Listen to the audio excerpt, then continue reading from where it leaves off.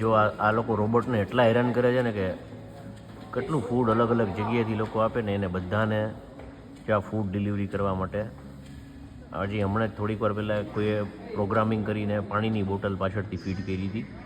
હવે બીજું ફૂડ બી એડ કરે છે અને એક કામ પતાવી અને બીજા કામ પર, મતલબ એક રૂમમાં ફૂડ ડિલિવરી કરી અને બીજા રૂમ પર ડિલિવરી કરવા જશે. સો કેટલું એફર્ટલેસ કામ થાય છે. એક સાથે 3 ફ્લોર પર આ ફૂડ ડિલિવરી કરી શકે. 2 બોક્સ આગળથી આપેલા છે અને ત્રીજું બોક્સ આ રોબોટના એક્ઝેક્ટ બેક એન્ડ પર છે. એટલે 3 પ્રોગ્રામિંગ અને 3 ફ્લોર પર એ ડિલિવરી કરે છે. સેમ રૂટ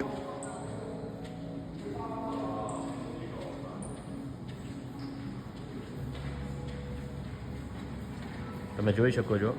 એનો જે પ્રોગ્રામ કરેલો રૂટ છે એ રૂટ પર એ જાય છે અને રોબોટને કોઈની પડી નથી અને કોઈનું માનવું નથી. એ લિફ્ટમાં કોઈની સાથે જતો નથી. કોઈ લિફ્ટમાં એની સાથે બેસે ને તો એ લિફ્ટને આગળ વધવા દેતો નથી.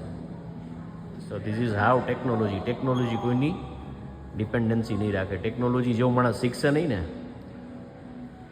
તો માણસ જ હેરાન થશે. ભલે ટેકનોલોજીનો પ્રાણ પૂરનારો માણસ જ છે, પરંતુ આ રોબોટ જે છે એ અત્યારે સર્વોપરી છે. So this is how actually it works. Technology આજે માણસની કેવી રીતે જોબ લઈ રહી છે એ બી જોવા જેવું છે અને ટેકનોલોજીનો ઉપયોગ કરીને કેવી રીતે જોબનું નિર્માણ કરી રહી છે એ બી જોવા જેવું છે. આ વિડીયો ઓલરેડી આગળ બનાવી ચૂક્યું છું, છતાં પણ હું જાઉં છું કે લિફ્ટમાં એ કેવી રીતે વર્ક કરે છે. લિફ્ટ જેની આવે એક્ઝેક્ટલી આ 6 લિફ્ટ છે હોટલમાં. 6 લિફ્ટ, 3 લિફ્ટ આ બાજુ છે અને 3 લિફ્ટ આ બાજુ છે. તો એની જે ડેઝિગ્નેટેડ લિફ્ટ છે એ લિફ્ટ પર જ એ ફૂડ ડિલિવરી પ્રોગ્રામ થાય છે. આ 6 લિફ્ટ તમને દેખાડું છું, રાઈટ. અને એક્ઝેક્ટલી આ એમની લિફ્ટ છે. કેટલાય દિવસથી રોબોટને હું ફોલો કરતો હતો, બટ આજે પરફેક્ટ ટાઈમિંગ સાથે બી મેચ થઈ ગયું છે.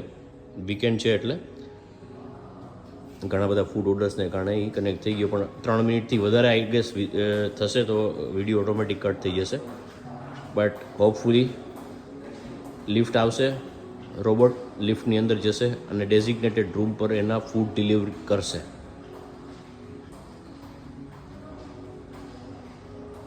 Please wait. લિફ્ટનો કોલ આવી ગયો છે, લાઇટ બ્લિંક થાય છે અને રોબોટ અંદર જાય છે.